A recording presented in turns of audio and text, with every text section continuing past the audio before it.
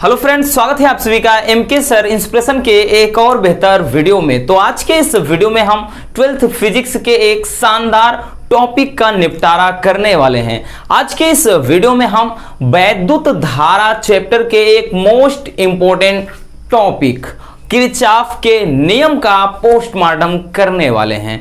देखिए बच्चों, कभी कभार इसको किरचॉफ का नियम ना बोलकर किरचॉफ का नियम लिखा रहता है, ठीक है ना। कहीं कहीं एनसीईआरटी बुक्स वगैरह में किरचॉफ रहता है, तो भाई खौफ से खौफ आपके अंदर नहीं आना चाहिए, ठीक। कुछ भी बोल दे है वही, ठीक। किरचॉफ बोले, किरचॉफ बोले, कोई दिक्कत नहीं, ठीक है ना। तो बहुत ही प्यारा सा टॉपिक है, आपके बोर्ड एग्जाम में हर साल किसी न किसी सेट में जरूर दिखाई पड़ता है, इसलिए इसको हम बहुत ही आसानी से, बहुत ही शानदार तरीके से आज हम निपटा देते हैं। तो चलिए देख लेते हैं बच्चों, किरचॉफ का नियम क्या है।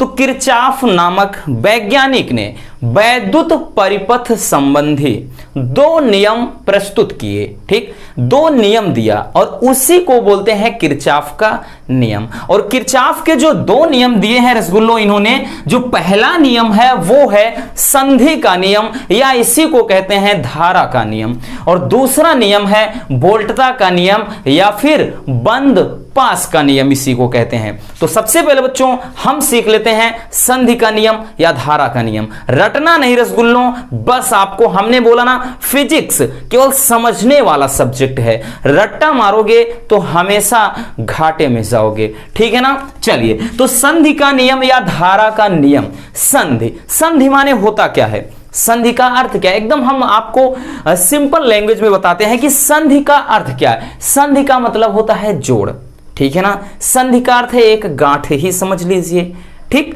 तो यहां पर आपको एक फिगर दिख रहा है जिसमें क्या है, एक बिंदु O है और इस बिंदु पर बच्चों यहां से एक धारा अंदर की ओर आ रही है, आप देखिए तीर इसमें, ठीक। और एक इधर से प्रवेश कर रही है, तो भाई एक की दिशा ऐसे है, एक इधर एक इधर। ये है क्या, ठीक। ये क्या बता रहा है, ये क्या जाहिर करना चाहता है। तो संधि का जो नियम है वो क्या कहता है, पहले उसको देख लेते हैं। संधि का नियम क्या कहता है बच्चों, ध्यान से देखिएगा कि जो संधि का नियम है, यानी प्रथम नियम है कि संधि का नियम या धारा का नियम बोलते हैं, तो इसके अनुसार किसी परिपथ में, कोई तार है या परिपथ है, इसमें किसी संधि पर मिलने वाली समस्त धाराओं का बीजगणितीय योग शून्य होता है। यह क्या कहता है, संधि का नियम, यानी किरचॉफ का पहला नियम यह कहता है, ठीक। इसका मतलब यह है बच्चों, कह रहा है कि जो संधि है इस पर जितनी भी धाराएं मिलेंगी, चाहे वो अंदर की ओर प्रवेश कर रही हो या बाहर की ओर जा रही हो, कोई मैटर नहीं करता। बस कह रहा है कि उस संधि पर मिलने वाली समस्त धाराओं का जो बीजगणितीय योग होता है वो होता है शून्य। इसको अपन क्या कर मैथमेटिक्स फॉर्म में लिखेंगे, तो जो लिखेंगे बच्चों कि सिग्मा, ठीक, इसको सिग्मा बोलते हैं। सिग्मा का मतलब बीजगणितीय योग, मैथ में आप इसको समझ रहे होंगे ना। सिग्मा I = 0, ये कहता है संधि का नियम, ठीक है ना, या फिर धारा का नियम। धारा का नियम या संधि का नियम यही कहता है कि किसी परिपथ में किसी भी संधि पर मिलने वाली समस्त धाराओं का बीजगणितीय योग क्या होता है, शून्य होता है बाबुआ। अब यहां से समझिएगा इसका मतलब क्या है। शून्य का मतलब, बीजगणितीय योग शून्य का मतलब यह है बच्चों कि किसी संधि पर जो भी धाराएं मिलेंगी और उस संधि से जितनी भी धाराएं बाहर जाएंगी, वो यानी उन दोनों का योग क्या होगा, बराबर होगा। मतलब समझे, नहीं समझे, चलिए समझाते हैं, ठीक। जैसे इस संधि पर अंदर की ओर धारा आ रही है, तीर देखिएगा, इसका तीर देखिए, ये अंदर की ओर आ रही है और इसी संधि से तीन धाराएं बाहर की ओर जा रही हैं। तो जो अंदर आने वाली धारा है उसका जो योग होगा बच्चों, अब जो बाहर जाने वाली धारा है उसका योग दोनों बराबर होगा। कहने का मतलब इसको ऐसे भी लिख सकते हैं कि सिग्मा I उसके बाद इनपुट, सिग्मा I इनपुट और बराबर ये हो जाएगा बच्चों सिग्मा I आउटपुट, ठीक। सिग्मा I आउटपुट, तो ये इनपुट और आउटपुट ये क्या है, यही नियम कहता है, ठीक है ना। इसी नियम को कहते हैं संधि का नियम या धारा का नियम, या फिर क्या कह लें, इनपुट का मतलब जो अंदर आने वाली धाराएं हैं उनका योग। अंदर आने वाली धारा कौन कौन सी है, ये है, ठीक है ना। जैसे हम इसको मान देते हैं I1 है, I2 है, I3 है, I4 है और उसके बाद I5 है, हमने नाम दे दिया। अब अंदर की ओर धारा कौन कौन सी आ रही बच्चों, एक धारा I1 है, एक धारा I2 है। तो यहां से लिखेंगे क्या, हम लिखेंगे I1 प्लस अंदर की ओर ये भी धारा है I2। अब इसका जो योग होगा वो बराबर किसके होगा, जितनी धारा बाहर जा रही है, यानी I3 plus I4 plus I5, ठीक है ना। यही कहता है संधि का नियम या फिर धारा का नियम।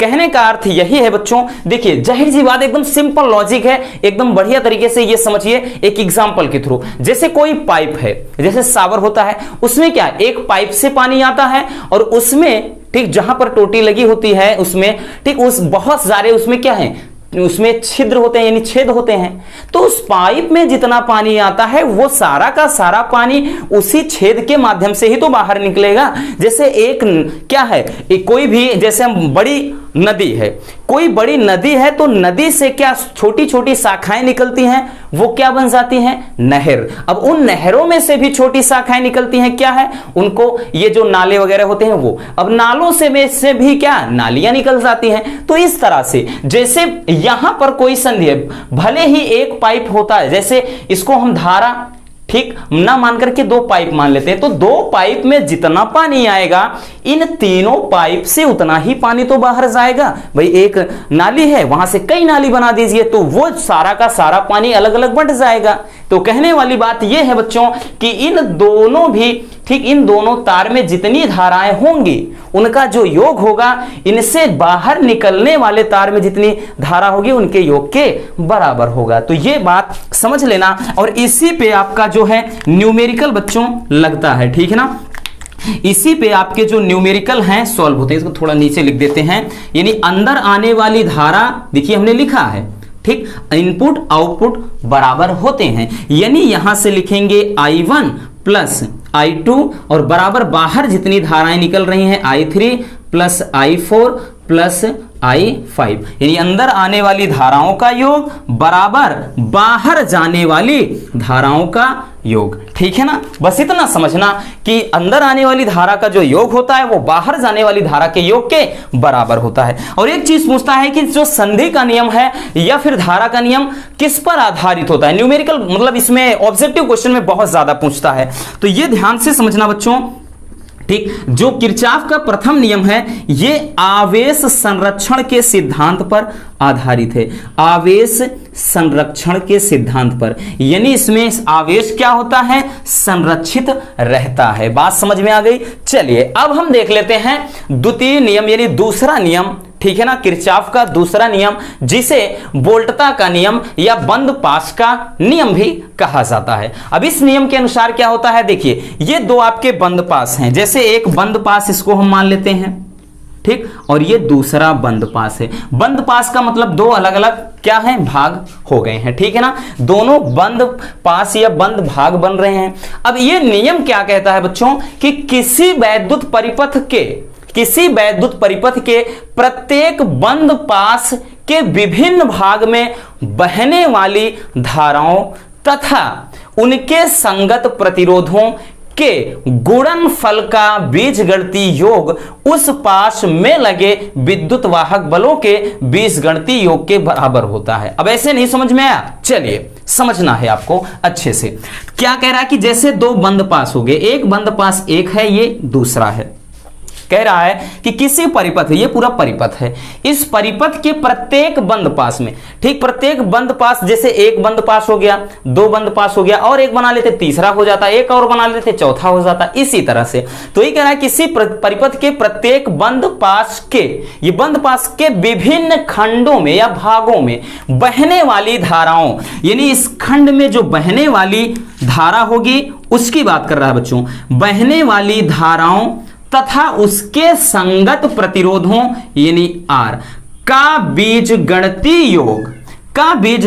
योग इस पाश में लगे विद्युत वाहक बल के बीजगणितीय योग के बराबर होता है। तो यही तो कह रहा है भाई, यही क्या कहता है, ये बंद पास का नियम या वोल्टता का नियम, ठीक, कि किसी परिपथ के विभिन्न भागों में बहने वाली धाराओं तथा कह रहा है कि उसके संगत प्रतिरोधों के गुणनफल का बीजगणितीय योग उस पास में लगे विद्युत वाहक बल यानी E के बीजगणितीय योग के बराबर होता है। तो बराबर हमने कर दिया, यही क्या है, वोल्टता का नियम है। अब देखिए इसको समझना, जैसे दो बंद पास बन गए बच्चों, तो सबसे पहले इसके लिए निकालेंगे हम, क्या समीकरण होगा इसके लिए, तो लिखेंगे हम, ध्यान से समझिएगा, लिखेंगे बंद पास एक के लिए, ठीक, इस पे न्यूमेरिकल बहुत ज्यादा इंपॉर्टेंट है, मोस्ट इंपॉर्टेंट है। फिर से बोल देते हैं कि आपके एग्जाम में जरूर या तो ये नियम आता है या तो इसी पर आधारित 5 नंबर का एक न्यूमेरिकल पूछा जाता है।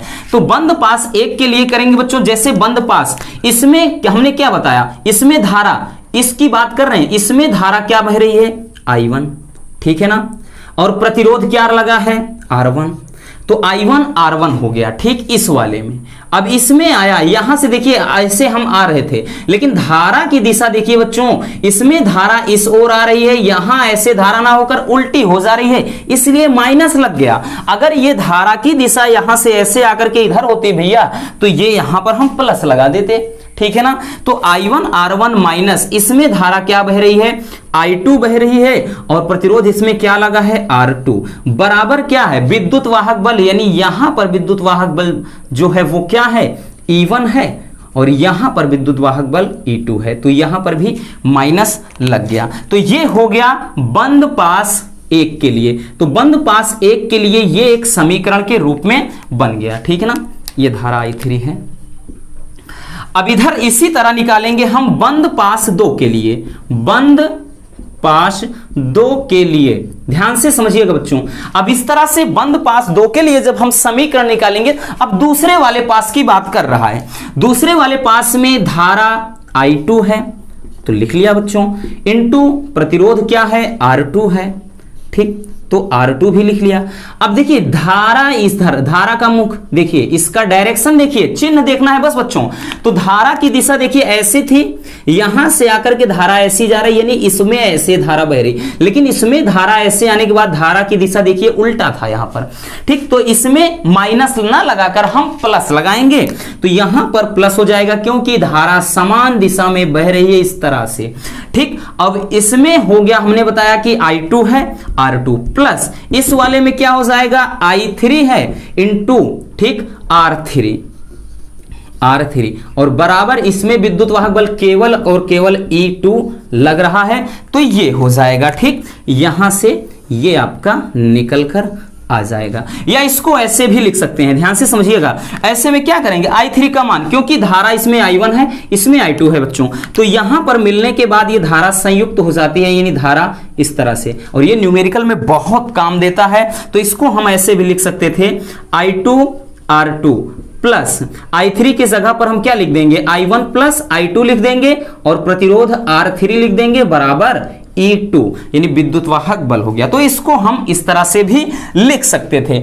अब यहां से क्वेश्चन और बनता है इसमें भी कि किरचॉफ का जो द्वितीय नियम होता है वो किस पर आधारित होता है। तो किरचॉफ का जो द्वितीय नियम होता है बच्चों, इसमें अगर हम बात करें तो दूसरा जो नियम होता है वो आधारित होता है किस पे, क्या कहते हैं, ऊर्जा संरक्षण के सिद्धांत पर, ऊर्जा संरक्षण के सिद्धांत पर, ठीक। ये तो होता है कि आवेश संरक्षण के सिद्धांत पर, और इसमें क्या है, एनर्जी कांस्टेंट होती है, ठीक है ना। आई होप कि ये टॉपिक आपको अच्छे से समझ में आ गया होगा। बस ये प्लस माइनस क्यों होता है हमने बता दिया बच्चों, कि जब भी धारा की दिशा, जैसे अगर इसमें धारा की दिशा देखिए यहां तक, तो धारा की दिशा ऐसे होनी चाहिए थी, नहीं है, जब भी धारा की दिशा उल्टी हो तो माइनस लगा देते हैं, जब धारा की दिशा समान दिशा में हो एक ही जैसे, तब हम क्या करते हैं, प्लस लगा देते हैं। बस आपको इतना याद रखना है। तो बस आज के इस वीडियो में इतना ही। उम्मीद करता हूं कि यह वीडियो आपको काफी ज्यादा पसंद आई होगी। मिलते हैं किसी और शानदार वीडियो के साथ। अगर वीडियो पसंद है तो प्लीज वीडियो को लाइक कर देना, और नए हैं तो चैनल को सब्सक्राइब जरूर कर लीजिए, और एक प्यारा सा कमेंट बॉक्स में छोड़ दीजिए। जय हिंद।